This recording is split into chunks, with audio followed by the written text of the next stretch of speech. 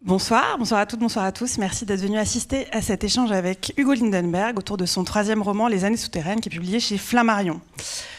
Cher Hugo, nous avons devant nous une petite heure pour évoquer ce texte dans lequel un homme installé depuis des années aux États-Unis, où il s'est construit une vie avec sa femme, où il est devenu architecte, et il construit des maisons, et donc il s'est construit cette vie, et là il doit revenir à Paris, qu'il a quitté depuis des années, pour revendre l'appartement de son père, cet appartement où entre ses 5 et ses 15 ans, c'est-à-dire entre le suicide de sa mère et le moment où il s'est mis à fausser compagnie à la vie avec son père et sa belle-mère.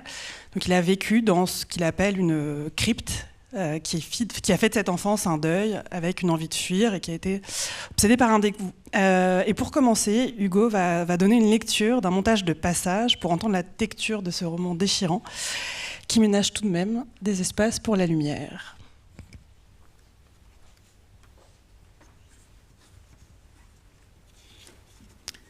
Il pleure. Pas des sanglots, mais tout de même, les larmes d'un grand chagrin. Elles roulent le long de ses joues avant de s'écraser sur la nappe en taches sombres. Dans le silence. Il voudrait rentrer chez lui maintenant, mais c'est trop tard. Tout l'après-midi, il a tenu. Je crois qu'on s'est amusés tous les deux. C'était l'aventure. D'aller explorer la résidence jusqu'aux recoins les plus effrayants, vers le bâtiment C, s'engouffrer dans le parking derrière une berline, avancer dans les vapeurs d'essence, l'obscurité, et ressortir au dernier moment, une seconde avant la fermeture de la porte automatique. On a eu chaud.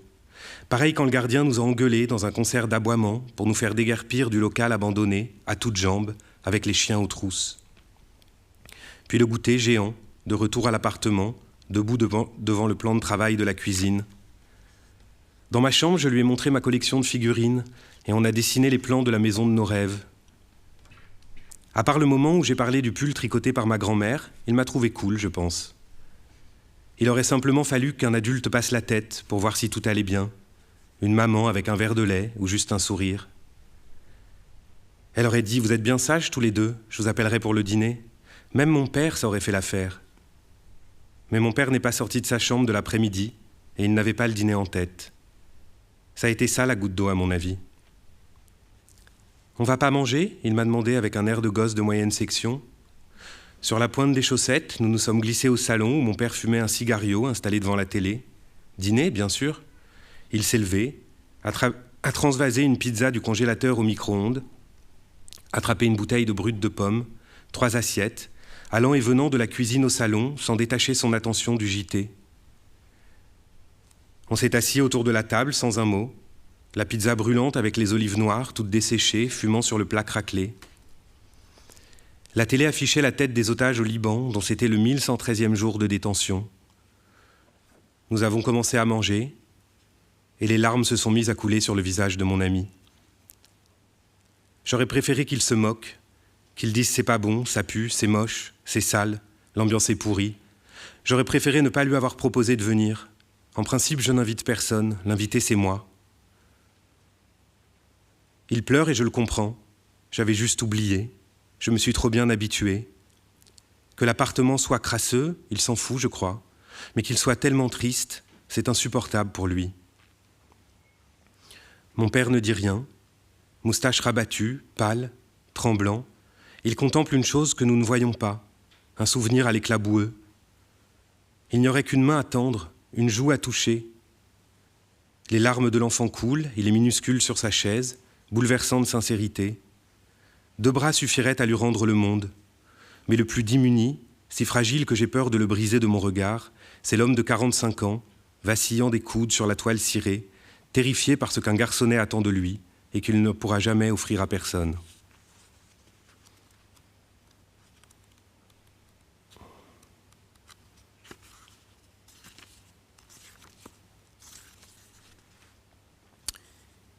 Ils se tiennent là tous les deux, la femme et l'enfant, à me regarder dans la béance des portes ouvertes, attendant de repartir.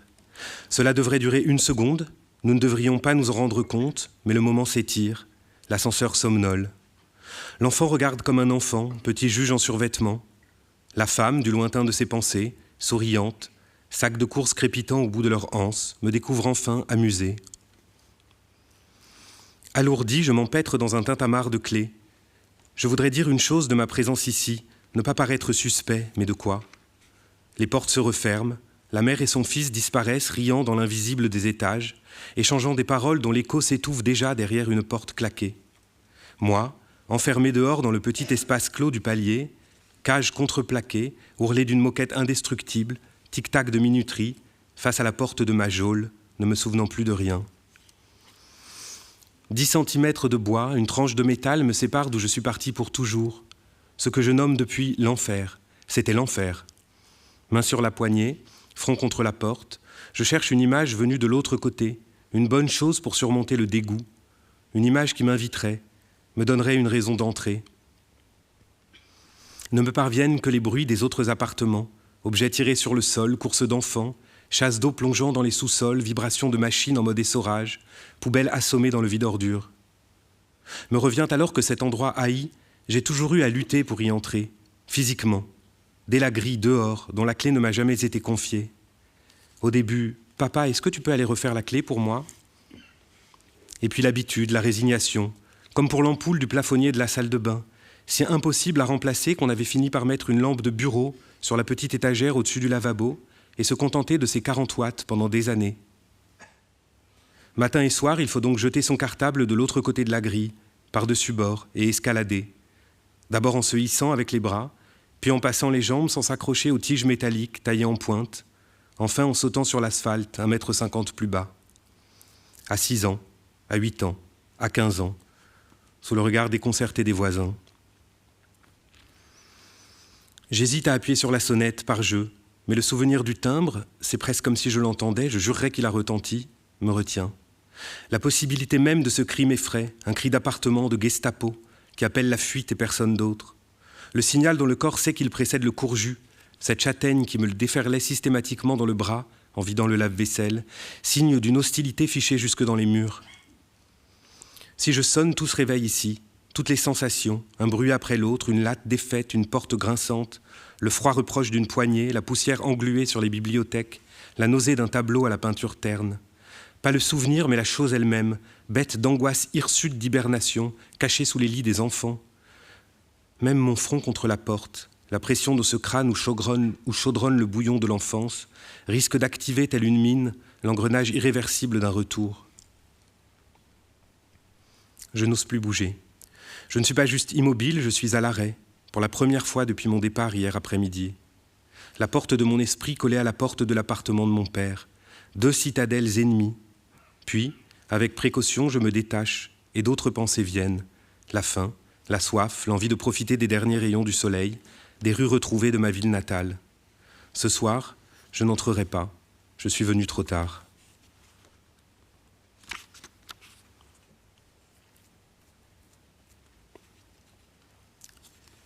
J'ai eu 6 ans, 21 jours après le suicide de ma mère. De cet anniversaire, je n'ai gardé aucun souvenir. Ai-je même soufflé des bougies ? En revanche, je me rappelle avoir trouvé, peu après, en fouillant dans le grand placard de la chambre de mon père, un baluchon où boulochait pêle-mêle avec des tissus enfournés à la hâte, une robe rouge. Une robe ample, froissée, d'un rouge fané par le soleil, une robe gitane ourlée de noir. Bien que cela fût improbable, impossible, cette robe, ai-je décidé, appartenait à ma mère. Vestige unique de la vie d'avant, dont rien n'avait été conservé, ni mes meubles, ni mes jouets, ni ma collection de cactus, ni ses affaires à elle. Rien qu'une vieille robe rouge de gitane oubliée. Dans l'obscurité de ma nouvelle existence, rien ne me paraît inconcevable, et puis l'étreinte est trop pressante. Je déplie l'habit sur la moquette du couloir, ce corridor où, un genou à terre, mon père m'a annoncé l'impensable. Cette lame plongée qui tue ensemble l'enfant et la mère, qui tue l'enfance. Allongé dans la flaque de tissu rouge, comme dans un champ de coquelicots, je contemple le ciel craquelé du plafond avant de me glisser sous la robe, enseveli par elle, avant de m'emparer à la manière d'une cape, d'une peau d'âne. Je dis, tu sais, j'ai 6 ans, je suis grand maintenant. Voilà. Je me tiens à 4 pattes, recouvert de la robe, dans le couloir, et je me sens bien, immobile, caché, protégé par elle. C'est ma fête d'anniversaire à moi. Mon père surgit, je ne sais d'où, et je suis d'autant plus surpris que je l'avais quasiment oublié. Pendant quelques minutes, j'ai tout oublié. 2 narines retroussées de dégoût me toisent. Les paupières sont lourdes de déception. Je suis au pied d'une statue furibonde dont le marbre se fissure sous mes yeux inquiets. nouveau visage du père, jusque-là si fardé de peine, si plein de précautions à mon égard. Enlève-moi ça, tu n'es pas une fille que je sache. L'envie de détromper, de partager la joie du déguisement de coccinelle, comment un peu d'étoffe, un drapé, du rouge, m'ont offert un instant de répit. Si je le ressens, je ne sais pas le dire, et je comprends déjà qu'ici, il vaut mieux se taire. De nouveau seul dans le couloir, honteux, je replonge le tissu fatigué dans le sac, et le sac dans le placard, dont il aura disparu le lendemain.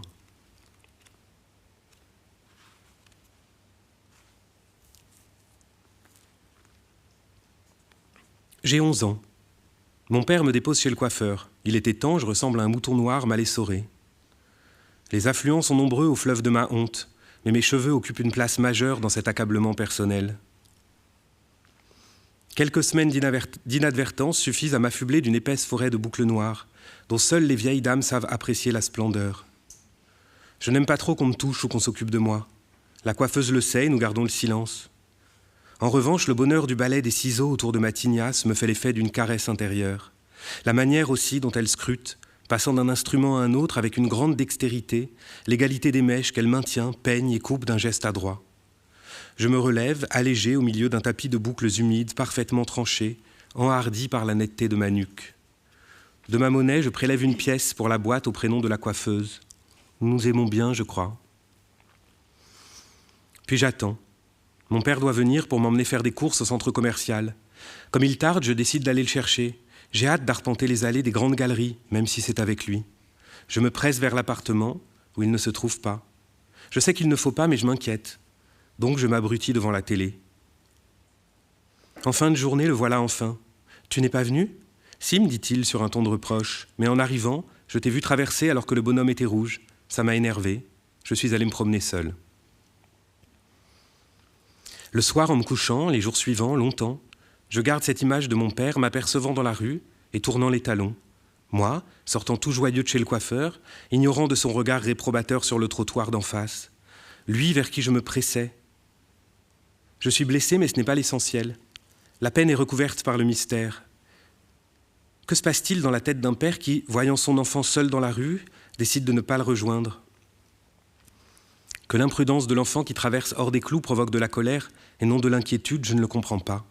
Que cette colère suscite l'indifférence, encore moins.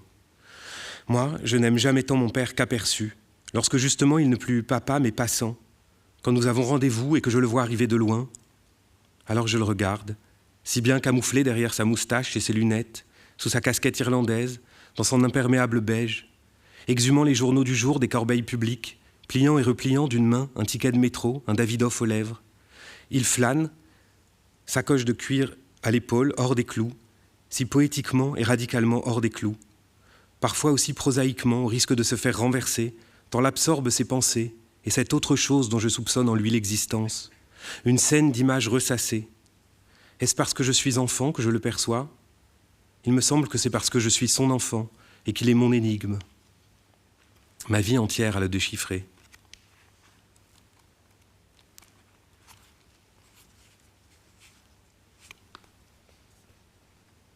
Enzo s'entraîne sur le toit avec un sabre japonais, un katana à la poignée ivoire dont la courbe fine prolonge sa silhouette effilée. Il avance en faisant tournoyer la lame de droite à gauche, de l'une à l'autre de ses oreilles, dans un bruit de drap déchiré, puis s'arrête net et plante le bec d'acier au milieu du vide. Alors il se retourne à l'assaut d'un nouvel adversaire à embrocher, tango samouraï à mi-hauteur de la ville.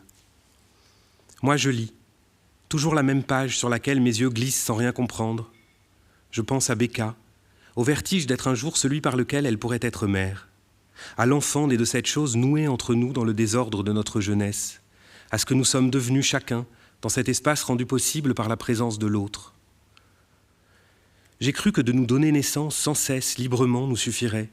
Longtemps même, j'étais fier, quand on me posait la question, de répondre que non, nous n'avions pas d'enfants. Un peu comme ceux qui n'ont pas la télé, ont l'air de se vanter qu'ils peuvent supporter l'existence sans s'abrutir devant un robinet d'images insignifiantes, nous étions capables, Becca et moi, de nous construire en dehors du script qui soude, dans le surmenage, les couples mal assortis. Nous ne possédions ni télé ni enfants, ne faisions pas la queue devant les restaurants, partions peu en voyage. Nous étions émerveillés l'un et l'autre d'être parvenus au rang d'adultes fonctionnels, d'en posséder les attributs, des bureaux chics, de plus en plus vastes dans nos cabinets respectifs, elle d'avocat, moi d'architecte, une grande maison, 2 voitures, des provisions de course plein les placards.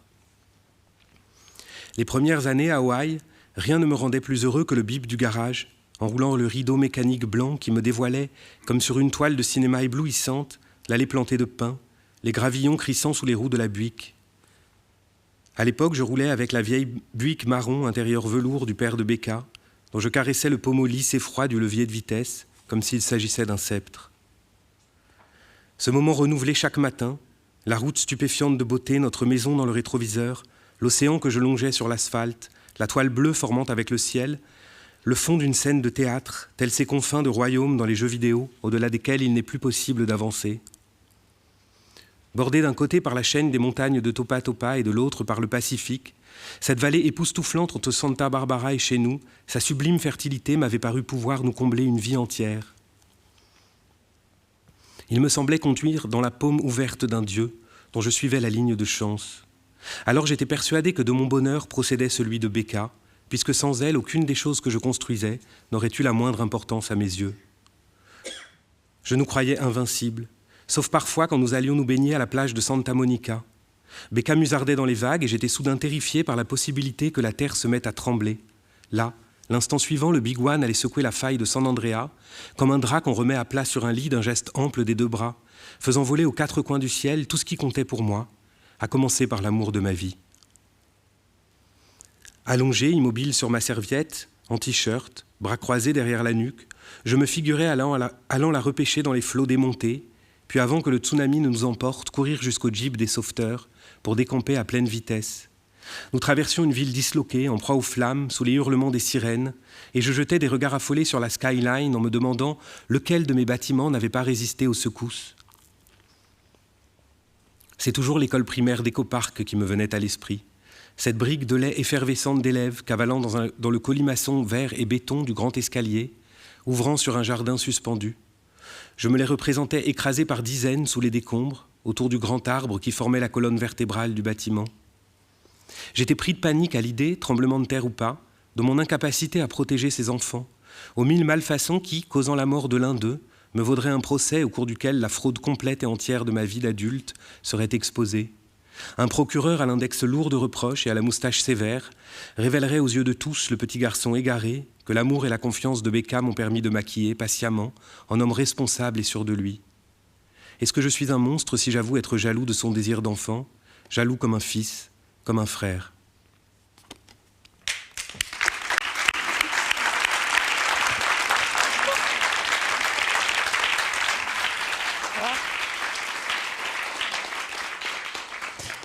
Bonsoir. Merci Hugo. Et ben cette lecture appelle une question qui serait, est-ce que vous pratiquez la relecture à voix haute, le gauloir, et peut-être que la question se pose d'autant plus que vos phrases ont toutes l'air d'être arrachées violemment au silence. Oui, à la première question. Je lis tout à voix haute tout le temps. Mais par contre, elles ne sont pas arrachées violemment au silence, les phrases, je dirais, parce qu'elles sont arrachées patiemment et plutôt dans beaucoup de douceur et d'une forme de joie que dans la violence. Et alors, la pratique du gauloir apporte quoi ?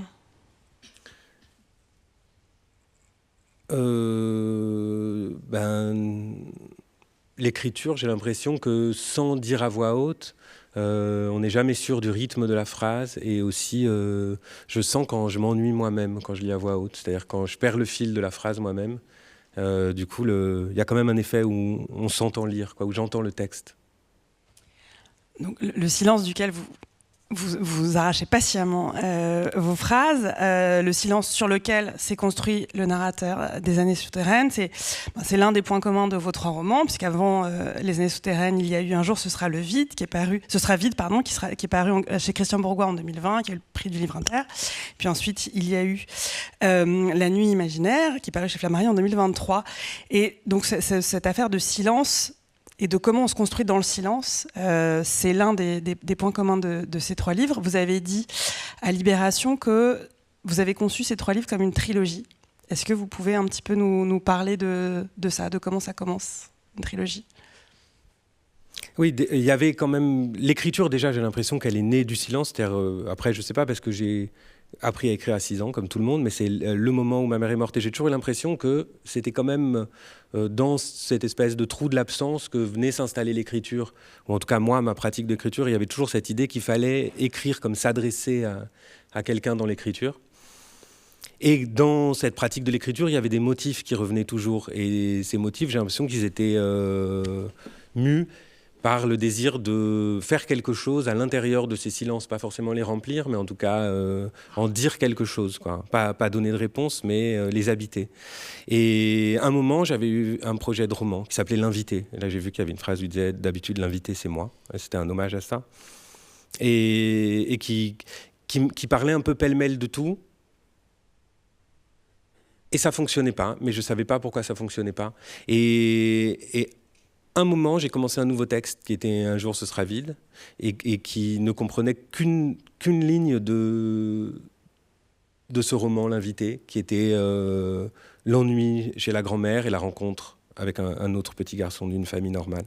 Et j'ai compris que, d'abord, il fallait beaucoup plus de fiction que ce que j'avais imaginé pour pouvoir raconter ce que je voulais raconter, même pour pouvoir atteindre une sorte de vérité qui serait une vérité pour moi, une vérité dans le texte, pas de la vérité de la réalité, mais quelque chose qui sonne vrai, qui sonne intéressant, quoi. Et tout à coup, j'ai senti que du coup, il faudrait séparer en 3, mais je ne sais pas pourquoi c'est venu comme ça, qu'il y aurait 3 livres. Et un qui serait sur un sur le suicide de la mère, et un troisième sur le silence du père.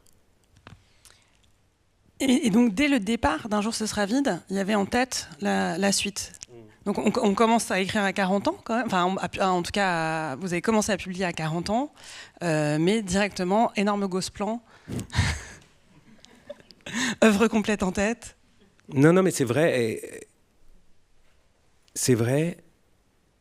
Et je suis vraiment très heureux de l'avoir fait. Enfin, que ça ait même étonné, je veux dire, que ça soit passé comme prévu. Enfin, pas comme prévu, parce qu'aucun des textes ne ressemble à ce que j'avais imaginé. Ils sont mieux pour moi, enfin, je veux dire, plus riches de choses que j'avais pas soupçonnées qui allaient venir s'adjoindre à ce que j'avais envie d'y mettre. Parce que moi, à chaque fois, je pars juste d'une idée qui est un motif, vraiment, ou quelques motifs comme ça qui font comme éclairage, comme s'ils me guidaient dans une sorte de forêt noire, quoi. Mais justement, ce qui relie ces points, c'est la fiction, c'est les histoires qui s'inventent pendant l'écriture. Et alors, les motifs pour Les années souterraines, ça serait quoi? Vous vous en souvenez? Oui, c'était l'appartement, la télévision, les heures devant la télévision. Là, donc le petit garçon explique qu'il se réfugie devant la télévision, et justement aussi dans le rapport à la fiction, que tout à coup, ce qui se passe à la télévision, alors que lui, il est plongé dans le silence, le deuil, rien, le vide, il y a cette promesse, quoi. Et cette promesse, c'est les séries américaines de la 5. Et c'est pour ça qu'il part vivre en Californie, parce que ça lui paraît un endroit comme si c'était plus habitable, parce que c'était déjà comme ça rendu vivant par toutes ces fictions, quoi. C'est marrant, parce que ça, pour le coup, c'est pas du tout déplié dans le texte. Le lien entre ces événements, Non, c'est vrai. Et après, il restait d'autres motifs, comme par exemple celui que j'ai lu sur ce que j'appelais la coccinelle, c'est-à-dire cette robe rouge que l'enfant met. Et puis, lui, c'est un rapport au deuil à la mère, et c'est pris complètement autrement par le père. La scène chez le coiffeur, il y avait comme ça un certain nombre de scènes, quoi, qui existaient. Et qui devaient être au présent. Non, ça change tout le temps pendant l'écriture. Je sais jamais, même je suis jamais sûr même qu'à la fin la concordance des temps fonctionne, parce que dans un même chapitre, heureusement vous avez une excellente éditrice, Alix Penant.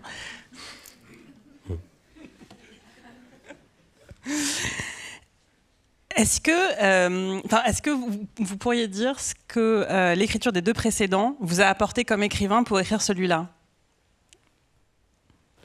Je sais pas si cette question. Si, et carrément. Non, mais en plus, c'est, déjà d'apprendre, en tout cas, un apprentissage de l'écriture d'un roman. Et quand j'ai écrit Un jour sera vide, c'était vraiment aussi contre. D'abord, il y avait la volonté d'apparaître, quoi. Et puis contre les années de pratique de journalisme, où j'avais l'impression d'avoir galvaudé un peu quelque chose qui m'avait été donné, ce rapport à l'écriture. Et donc l'envie de retrouver une langue vraiment très poétique, d'une pureté folle, où rien ne viendrait rien de la réalité, de ce qui pouvait être vulgaire, ce qui m'apparaissait comme vulgarité, pouvait venir... voilà, donc c'est un texte comme ça, très isolé même dans sa langue. Et puis, et notamment avec Alix Penand, dont on vient de parler, il y a eu après tout un travail, je pense, dans La Nuit imaginaire et les années souterraines, d'aller vers le lecteur, quoi, d'accepter, de me désisoler même dans l'écriture. Oui, parce que alors, enfin, Les années souterraines est très, très délesté de ce qui... Enfin, il y a une forme de lyrisme qui existe toujours, mais qui n'a rien à voir avec ce qui était le cas dans La Nuit imaginaire, par exemple. Oui, mais alors dans La Nuit imaginaire aussi, chaque roman a ses problèmes. Par exemple, Un jour sera vide, le problème c'était que je ne pouvais pas, même si j'avais décidé de hisser la pensée d'un enfant de 10 ans à ce que j'imaginais être la pensée d'un enfant de 10 ans, c'est-à-dire pas au langage qu'on attribue habituellement à cet âge-là, mais il y avait quand même des choses qui étaient interdites, des mots, des conceptualisations, donc ça circonscrivait beaucoup mon champ lexical, l'écriture, les choses dont je pouvais parler. Et dans La Nuit imaginaire, c'était le romantisme du personnage qui le rendait extrêmement lyrique. Et donc voilà, il y a des contraintes aussi, je me donne des contraintes aussi dans la langue.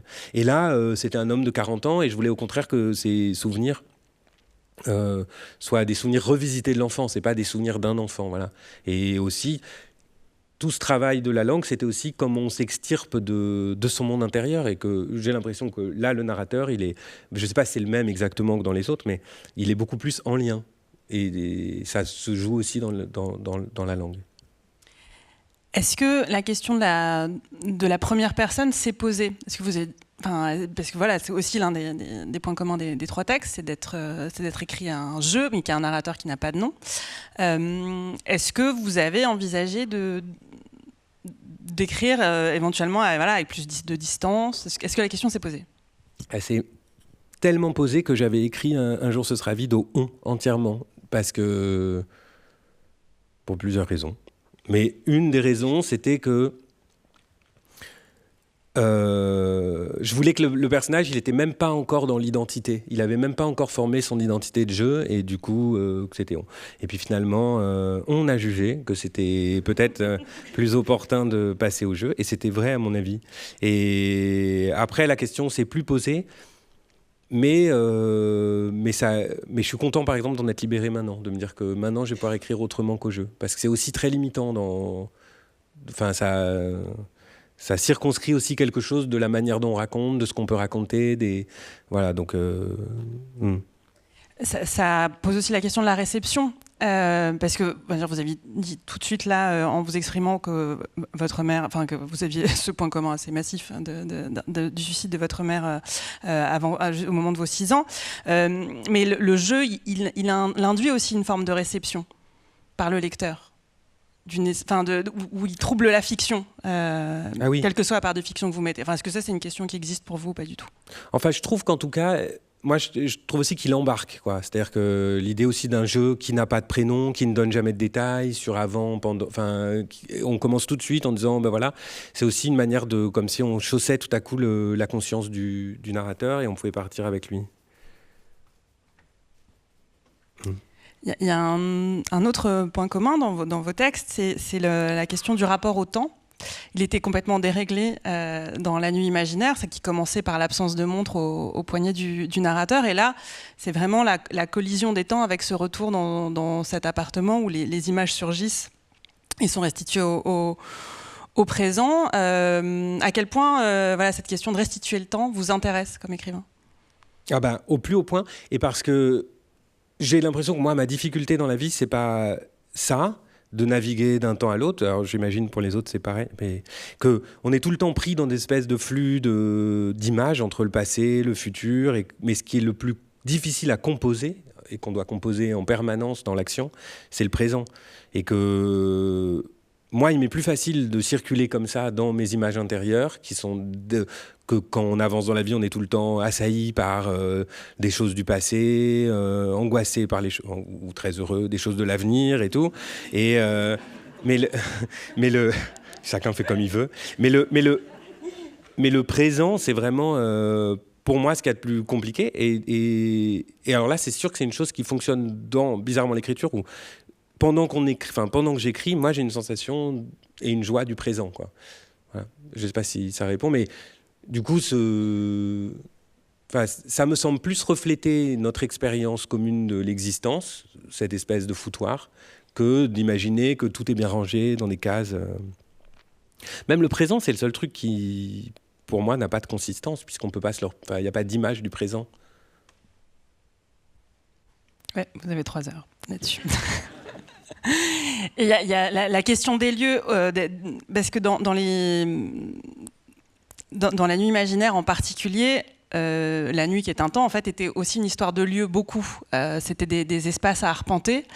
Et là, le temps, c'est aussi la question de cet appartement autour duquel le narrateur tourne, c'est-à-dire qu'il va mettre un temps fou à y entrer. Et les lieux sont essentiels, on l'a dit, le narrateur est architecte. D'abord, pourquoi vous l'avez fait architecte, ce narrateur ? Pour cette question, oui, du foyer, que toute la question qui se pose, c'est comment on construit un foyer. Du coup, j'avais envie qu'il soit plongé aussi concrètement dans cette question, quoi, pour l'extrait que j'ai lu, pour des choses que... Puis je me disais, tiens, après tout ça, il a envie de construire des maisons, quoi. C'était ça qui me... Mais aussi parce que la question des lieux, elle m'intéresse sans que je sache vraiment expliquer. Pourquoi je dis dans un passage ça, qu'il dit dans l'appartement, au moment où le père lui annonce le décès de la mère, quelque chose de l'événement se projette sur la moquette, sur les murs. Il dit comme à Hiroshima, les ombres des suppliciés sur la pierre. Et pour moi, il y a toujours quelque chose Enfin, en tout cas des deuils, mais pas que, qui s'attachent au lieu, où j'ai un rapport au lieu comme ça, qui est très fort. Et c'est même la mécanique de ce livre, puisque pour se déplacer intérieurement, il a besoin de se déplacer jusqu'à cet appartement. Après, j'avais envie que ça marche pas, quoi, que ça servait à rien d'y aller pour de vrai, ou est-ce que rentrer dans mais en tout cas de se déplacer physiquement jusque dans le lieu.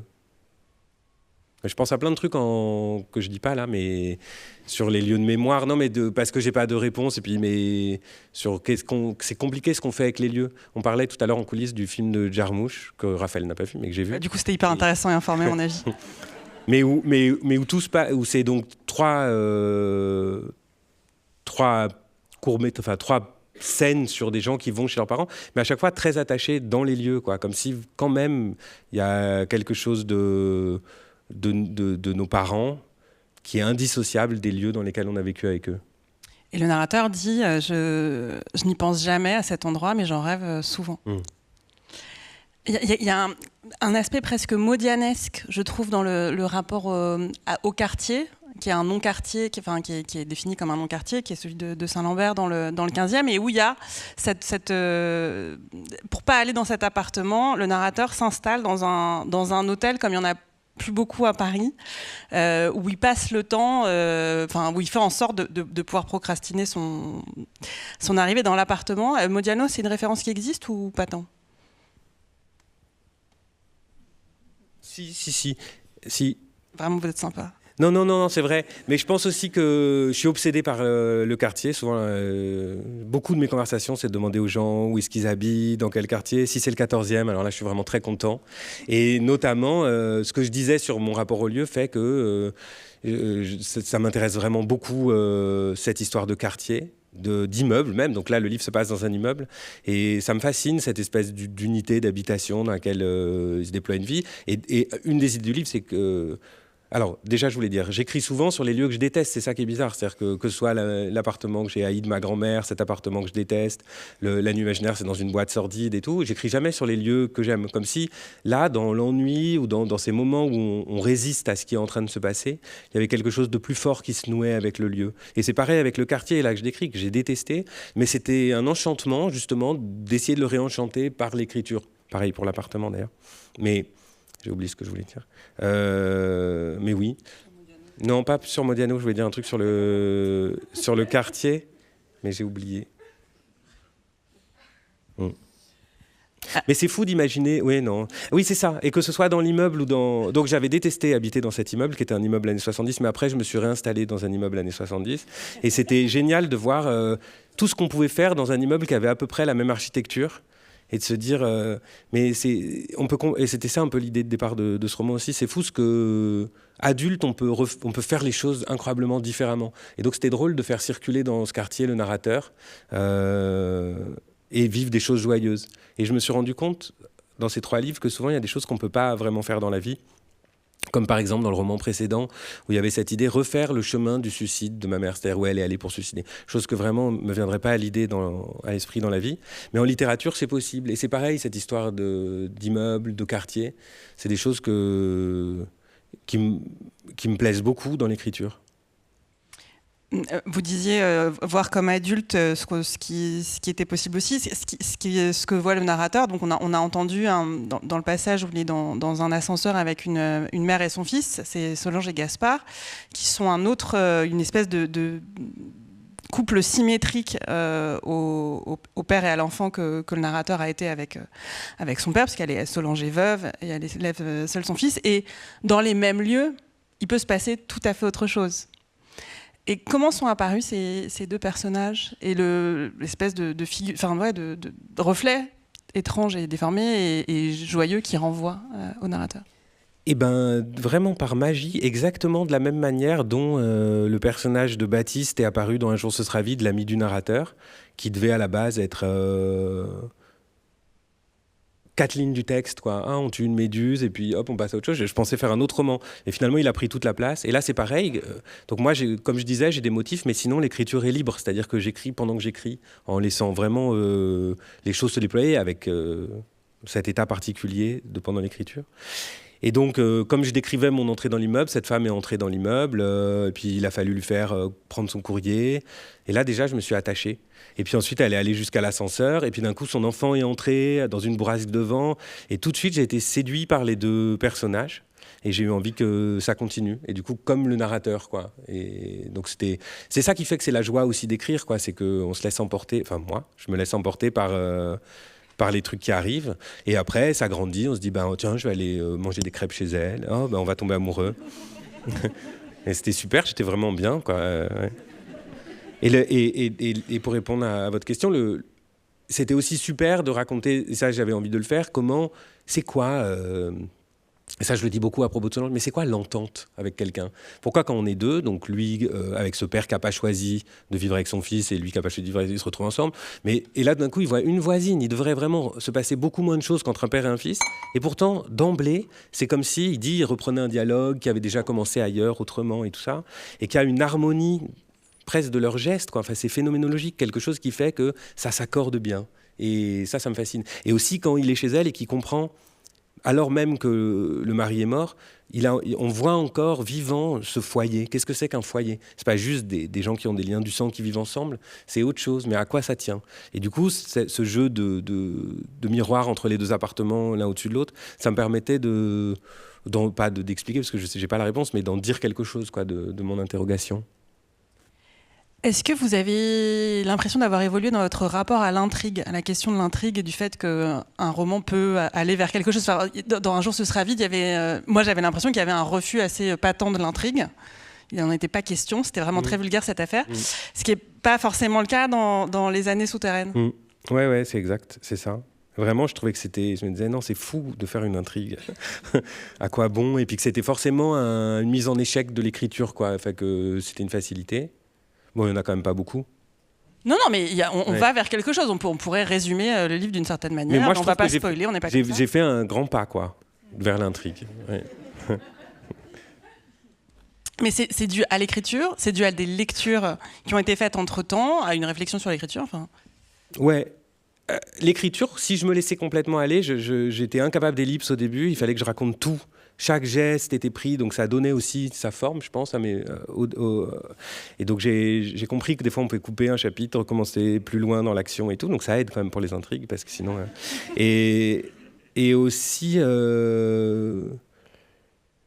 Ça allait quand même avec le sens du développement de ce que j'imagine être ce narrateur, même si je pense pas tout le temps que c'est le même narrateur, mais je veux dire que la personnalité se déploie, que tout était rentré, donc il n'y avait pas de possibilité de sortir, et puis petit à petit quand même ça me paraît plus facile. Et puis moi c'est vrai que j'ai dû changer, et Non, j'hésite à parler des Moon White maintenant, mais que allez, Moon White, très bien.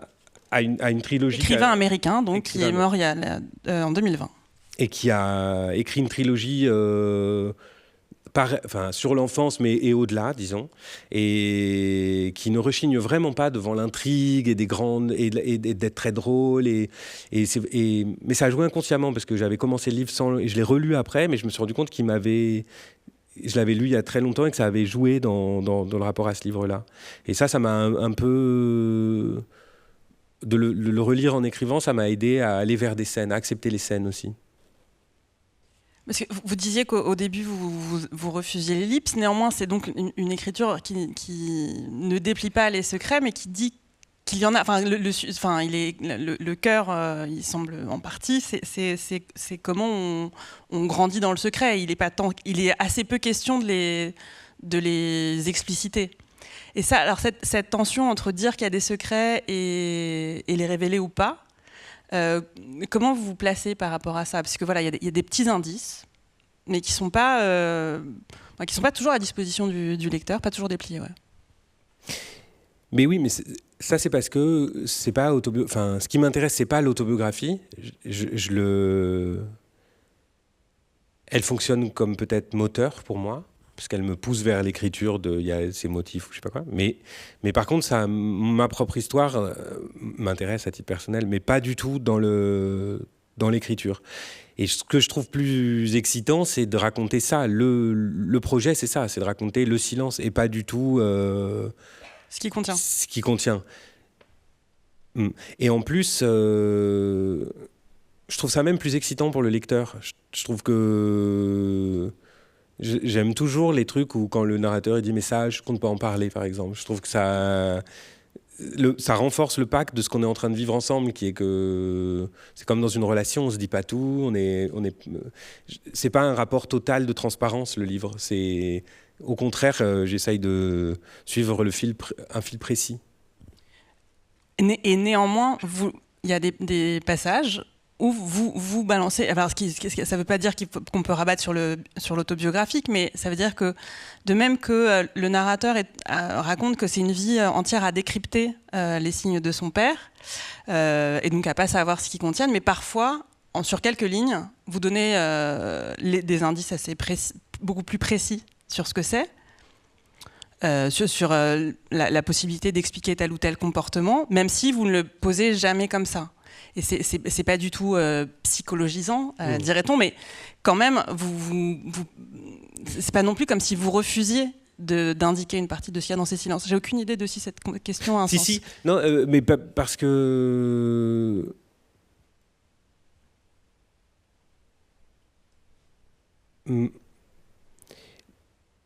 Ouais, je sais pas trop, parce que c'est un équilibre, je trouve, à chaque fois, entre... C'est pas tant pour ce que ça dit que parce que pour que ça semble vrai, enfin pour que ce soit de la vérité, je veux dire, il faut que ce soit précis. Il faut aller dans les détails et moi j'ai qu'à disposition comme détail ce que j'ai sous la main. Et j'ai l'impression que ça fonctionne parce que c'est précis.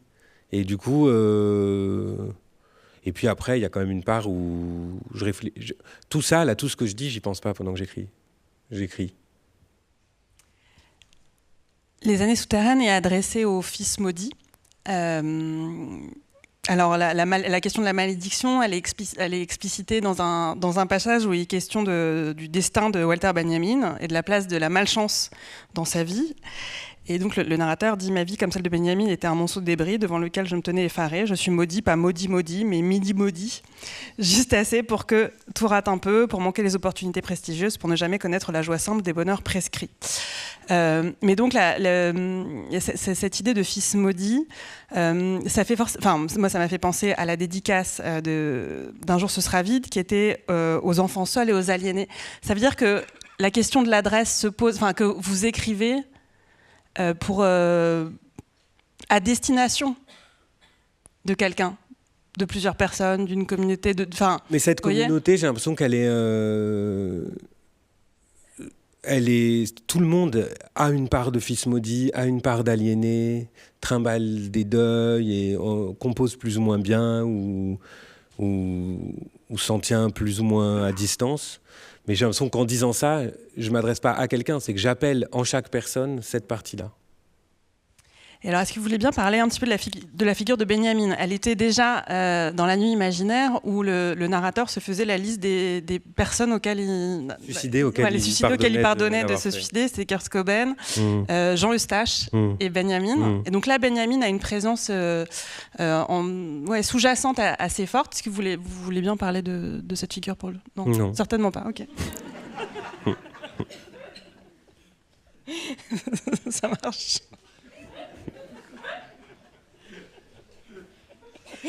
La vache. Non, mais je veux pas parce que j'aurais rien à dire qui soit pas personnel. Eh ben, de toute façon, moi, je m'en fiche complètement parce que c'est la fin. Enfin, là, vous allez à nouveau lire un passage des Années souterraines. Est-ce que juste avant de le lire, si vous voulez toujours bien le lire, parce qu'on ne sait pas avec vous, vous voulez bien nous dire pourquoi vous avez envie de conclure cette rencontre là-dessus? Ah oui, c'est un passage sur une rencontre. Déjà, ça se passe dans le présent et pas dans le passé. Et le livre, il s'équilibre vraiment sur ce rapport entre le passé et le présent. Et c'est un passage où il rencontre fortuitement quelqu'un mais j'ai peur en racontant de dire pourquoi. Mais en tout cas, ce que je vais lire, je trouve que dans ce malentendu-là et dans la tentative permanente du narrateur pour essayer de réparer, il y a quelque chose de très important pour moi du rapport que j'essaye de décrire de livre en livre entre les gens. Et du coup, ça m'a semblé bien pour terminer.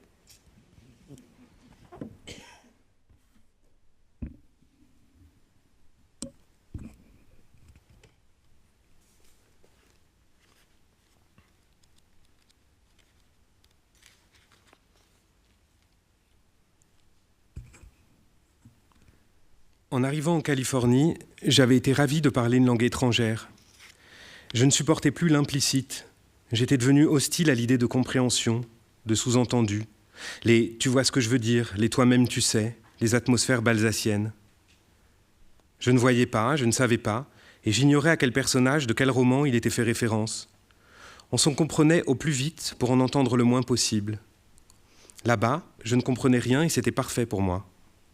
Un jour, j'avais un chantier au centre du pays. La patronne d'un motel s'était mise à me crier dessus lorsque, devant elle, j'avais sorti un petit flacon de gel hydroalcoolique pour me nettoyer les mains. Elle était très belle. D'autres auraient dit « elle a dû être très belle ». En réalité, non, jamais de cette manière-là. Les cheveux gris, à ras, le visage de cuivre martelé, la voix rauque, les yeux gros, très bleus, très tristes. De chair, elle n'avait que les lèvres, immenses encore, sinon des os. Une gueule, puisqu'elle avait une gueule à chanter des poèmes en buvant du scotch jusqu'au matin. Je me frottais les mains avec le gel et elle gueulait qu'un client lui avait niqué ses bottines vernies, pas plus tard que la semaine d'avant avec son gel à la con, qu'il fallait qu'on arrête de la faire chier avec notre hygiène de merde, nous, les connards de la côte. Elle avait beau me crier dessus, elle me plaisait. De nous deux, à ce moment-là, c'est elle que je préférais. J'ai dit « oui, je vous comprends, surtout s'il a abîmé vos bottines », de la manière la plus sympathique possible. Elle, sans me regarder « non, vous comprenez pas ». Elle a enchaîné sur la pandémie, son motel fermé pour rien, les vieux du comté, ceux qui n'avaient que son motel, pour exister un peu. Son œil palpitait, elle fouillait dans la caisse pour trouver la monnaie à me rendre, et moi, bien obligé, je continuais à frotter mes mains l'une contre l'autre pour évaporer le gel. Elle ne me faisait pas peur parce que sa violence était l'écho de sa souffrance. Maintenant, c'était les bandits de Washington qui en prenaient pour leur grade. Elle ne plaisantait pas du tout. Mon gel avait déclenché un cyclone, et j'ai redit sans faire exprès, mais parce que je le pensais. Oui, je comprends. Et du tac au tac, elle, avec fermeté. Non, tu comprends pas. Encore une fois, j'ai trouvé ça parfaitement juste. L'échange était un peu chaotique, tous les deux, debout, de chaque côté de son bar en formica, emportés par cette bourrasque au dépourvu. Alors je crois avoir encore dit « je comprends » et elle « non, tu comprends pas », ce qui formait une sorte de cercle vicieux dans mon esprit, puisqu'il me semblait comprendre de manière très vive les raisons pour lesquelles je ne la comprenais pas. Je suis sorti hébété, et un peu sous le charme, je dois le dire, avec la sensation d'avoir mis le doigt sur une chose importante de mon expatriation. Personne ici n'attendait de moi de la compréhension. J'étais un étranger. Avec Solange, la veille, j'avais perçu autre chose. Notre conversation prenait la suite d'un dialogue très ancien, dispersé, des échanges initiés avec des œuvres, dans des salles de cinéma, des musées, au chevet de livres, durant des promenades, au café, avec des camarades, parfois des années auparavant, loin dans l'enfance aussi. Nous suivions sans le savoir un idéal commun. Nous arpentions les mêmes labyrinthes. Elle, avec 5 ou 6 ans d'avance sur moi, ayant grandi dans le Sud, enseignant l'histoire de l'art à l'université, faisant des recherches sur la danse, se mariant à un médecin auvergnat, étant mère. Elle, dans ses circonvolutions, mais le même ciel au-dessus de nous, les mêmes étoiles. Merci beaucoup, Hugo. Merci.